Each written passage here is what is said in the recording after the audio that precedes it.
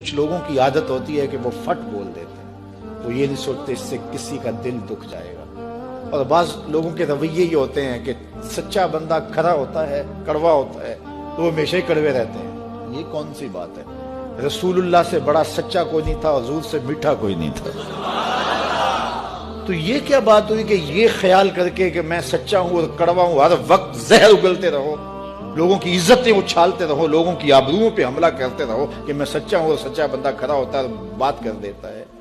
اپنی گفتگو کو کنٹرول میں کرو، کسی کا دل نہ توڑو، کسی کے دل کو اذیت نہ پہنچاؤ، خلق خدا کی بہتری کا سوچو، خود سہ لو اپنے اوپر لیکن کسی کو تکلیف نہ پہنچاؤ۔ محبوب تیری امت میں سے کوئی شخص کسی شخص کا ٹوٹا ہوا دل جوڑ دے تو میرے اوپر لازم ہے بغیر حساب کے جنت عطا کرو۔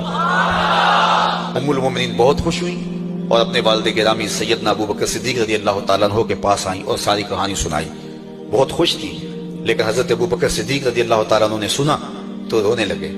تو ام المومنین سیدہ عائشہ رضی اللہ تعالیٰ عنہ نے عرض کیا، میرے والد گرامی یہ بات رونے والی تو نہیں ہے، ہم بسا اوقات کسی دکھی کے کام آ جاتے ہیں، کسی کا دکھڑا بیٹھ کے سن لیتے ہیں، کسی کی ڈھارس بنا دیتے ہیں، کسی کے کام آ جاتے ہیں، یہ تو بخشش کا بہانہ ہاتھ آ گیا اور آپ اس پہ رو رہے ہیں۔ تو فرمانے لگے، عائشہ اس کو معکوس بھی پڑھو، تصویر کا دوسرا رخ بھی دیکھو۔